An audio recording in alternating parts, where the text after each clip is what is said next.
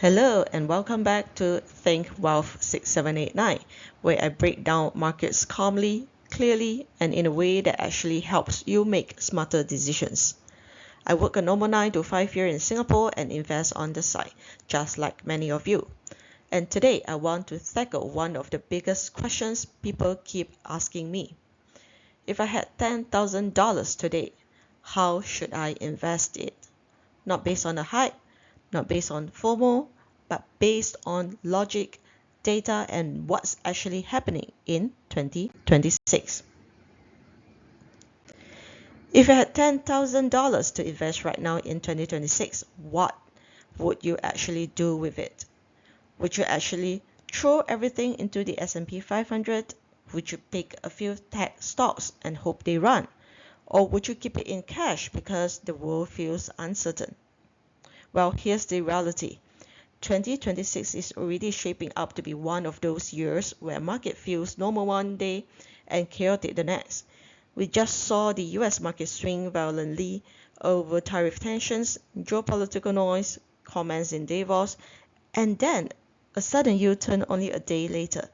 It's not the events, it's the unpredictability behind them. So, the real question isn't which stock should I buy? The real question is how do you build a portfolio that survives volatility and still grow steadily? Today, I'll walk you through a simple, logical, evidence-based framework backed by real financial performances, especially the past 5 years, which tested every company on earth through inflations, rising rates, supply chain shocks, and geopolitical instability. These are the signals you want in your portfolio: predictability, resilience, and durability. Step 1. Your foundation. Before investing a single dollar, the foundation matters more than the stock you pick. An emergency fund protects your investments from emotional selling. If the market drops 20% tomorrow, you should be able to leave your portfolio untouched. That's how wealth compounds. Not by being clever, but by staying invested. Step 2. Know your risk level. This step sounds simple, but most beginners skip it. Your risk tolerance affects everything: your allocation, your expectations, and your behavior during volatility. If you panic easily, go heavier on ETFs. If you can handle swings, add more high-quality individual names. Your personality matters as much as the market. Step 3. Choose high-quality white moat compounders. This is the heart of your $10,000 portfolio. High-quality companies with durable competitive advantages, pricing power, brand strength, network effect, regulatory barriers, and scale advantages. Let me give you concrete examples with real financial signals from 2021 to 2025. If we talk about healthcare, which is considered defensive with consistent return on invested capital, we will think about Novo Nordisk, ticker symbol NVO, where their GLP-1 demand exploded. Their revenue, operating margin, and cash flow all soared. Even in downturns, healthcare demand is stable. Another example in the healthcare industry that I'm watching is the United Health Group, ticker symbol UNH. It's a US insurer with predictable recurring cash flow and consistent 30% return on invested capital. What about technology? They are usually owning white moat with massive free cash flow. Several examples include Microsoft, Alphabet, ticker symbol GOOGL, Amazon, ticker symbol AMZN, and Meta. Why? For example, Alphabet dominates search and YouTube. Their cloud and AI infrastructure strengthening year by year. And what about Meta? The company reaccelerated their ad growth. They have a healthier margins and their WhatsApp monetization just started coming alive. What about consumer staples? Well, they are considered defensive compounders. An example of such stocks will be Costco, where subscription models with more than 90% renewal rates and recession resistance, their margin expanded across 2021 to 2025. What about financial services with network effect and high margins? Think about Visa and MasterCard. Their payment grow with global commerce. Both have 50% operating margins and strong cash flow. And why white moat matters? These are companies that survived 2021 inflations, 2022 to 2023 aggressive rate hikes, 2024 geopolitical fragmentations, and 2025 AI transitions and supply chain rewiring, and still managed to grow. This is what durability looks like, and durability compounds. This is also where you avoid spreading too thin.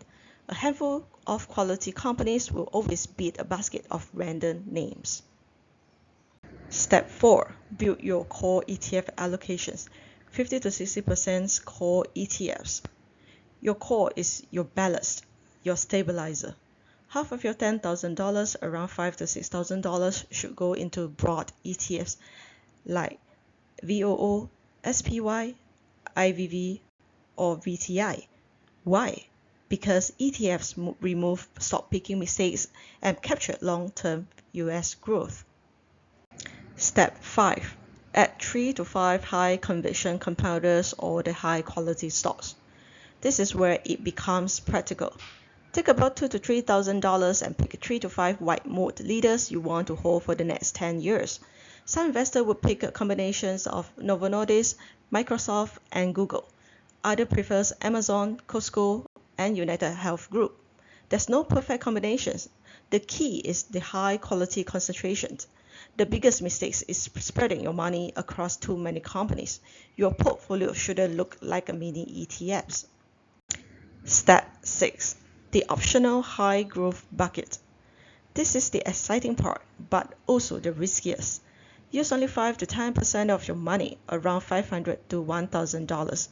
Examples for considerations, not blindly follow, are AI and data infrastructure, such as the Palantir, ticker symbol PRTR, where the company is strongly backed by the government with enterprise AI adoptions.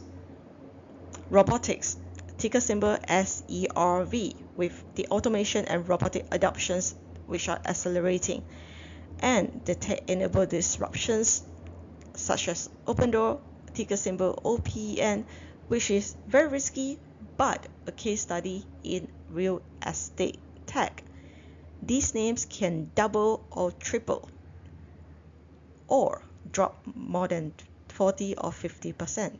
That's why this bucket stays small. Step 7. Bonds, T-bills, and from a Singapore perspective. For stability, set aside 5 to 10% into safe haven assets. This helps a smooth volatility and gives you dry powder. Consider 3 to 6 months T-bills or short duration treasury ETFs or even high yield savings where applicable if you're in the US. And if you're in Singapore, this is where many viewers ask me, should I buy T-bills or invest everything in stocks? Here's the simple answer. If you want stability and optionality, T-bills help. If you want growth, keep the majority in equities. This part of the portfolio won't make you rich, but it protects you and gives you cash to buy dips. Step 8. Avoid over-diversifying. One of the biggest beginner mistakes is buying too many things. Too many ETFs, too many stocks, too many teams. Diversification is not the same as dilution. A powerful portfolio usually has a strong ETF core, 3 to 5 high-quality compounders, 1 small growth bucket, and 1 stability bucket. Simple, clear, and intentional. Step 9. 5-year financial check. Before buying any stock, look at these 5-year indicators. Number 1. Revenue trend. Is the company growing consistently? Number 2. Free cash flow. Is the company generating real cash? Number 3. return on invested capital. 10 to 15% and above shows durable returns. Number 4, operating margin. Is it stable or expanding? And finally, the debt load. Can the company comfortably service it? If a company survived 2021 to 2025 and strengthened through all that chaos, congratulations to you, you have found your durability. Step 10, the $10,000 blueprint. So here's your simple, logical $10,000 blueprint. $5,000 to $6,000 on the ETF core, $2,000 to $3,000 on high quality compounders or high quality stocks, $500 to $1,000 on high growth plays, another $500 to $1,000 on bonds or T-bills, and optional $500 to set aside as the dry powder for the dips. Very clear, sustainable, and durable. Now I'm curious, if you had $10,000 today, how would you invest it? ETFs, AI, healthcare, or a mix? Share it below. Someone else might learn from your approach. To wrap this up, you don't need 20 stocks. You don't need to chase hype. You don't need to time the market. Just build a high quality, durable portfolio and stay consistent. And that's all for today. Thanks for watching. If this helped you think about investing differently, don't forget to like the video and subscribe to Think Wealth 6789. A more calm, meaningful market breakdowns are coming your way. Thank you and see ya. Bye.